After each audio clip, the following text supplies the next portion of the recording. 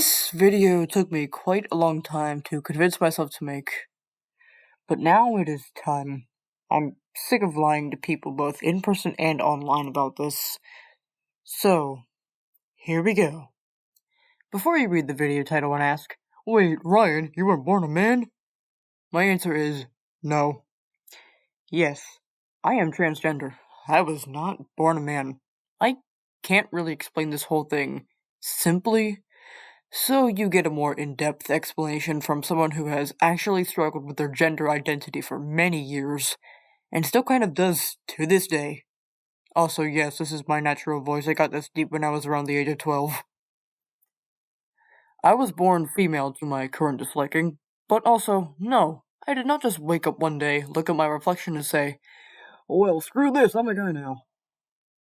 It all started when I was pretty young, really. I don't like to talk about it much, but I'm sick of not being able to tell people the truth, so... Story time. I was 4, maybe 5 years old. I was more of an outdoorsy kid at the time. When I wasn't playing on my Wii or my mom's old Game Boy, and when I wasn't watching old VHS tapes and reruns of The Spectacular Spider-Man, I played in the rain, the dirt, the mud, and picked up just about any bug or creature I found on the ground outside. My mom and my gram didn't approve of it. They thought I was strange. And I thought I was strange too. Because there was this feeling, one of which I couldn't quite name. As I got older, I found myself fitting in more with the boys my age in school during recess, and also the boys that lived next door. The girls my age, though, most of them were scared of me for some reason. They mostly stayed away from me. I remember this one vague memory, one of the girls asking if I was really a girl. I said I didn't know. Time skipped to when I was 10. I began feeling that something was off. Really off. I didn't feel right. I felt that this body wasn't meant for me. I felt that there must have been a mistake when I was born. So, as a bit of an experiment, I changed the way that I dressed. I refused to wear those dresses that my mom said I looked good in. I switched to t-shirts and jeans and sweatpants and hoodies and stuff like that. And I found myself feeling more comfortable wearing them. Still, when I looked at myself in the mirror, I saw a completely different person. It was scary. It wasn't too long after I aged into the double digits when I just knew. Deep down, I knew that I wasn't really meant to be born like this. So what did I do?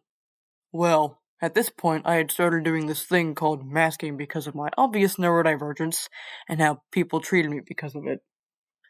I just masked even more. I pretended to be what everyone seemed to think I was for a few years. It got to the point where I just couldn't take it anymore. I couldn't hide it anymore. And I finally told people. That day, I embraced that odd feeling, and I renamed myself Ryan. My friends were fine with it. They accepted me. My family, however, no. Instead of accepting me, they shamed me.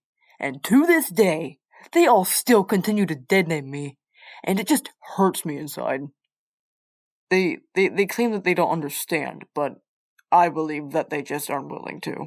And so I became even more of an outcast in my family. Nowadays, I go through the hassle of telling my teachers in school what I prefer to be called, because my family won't get anything changed legally, and unfortunately, I have to really mask things and watch what I wear to school to avoid being outed by people that don't like me a lot. I also have to silently suffer whenever I'm out in public with my family or relatives because they just won't call me Ryan. Even after I politely asked them numerous times, I still feel bad that I had to practically lie to one of my closest friends for over a year. Anyway, I think this just about wraps everything up for this video. And to those that stayed through the whole thing, thank you, truly, for listening. See you later, viewer.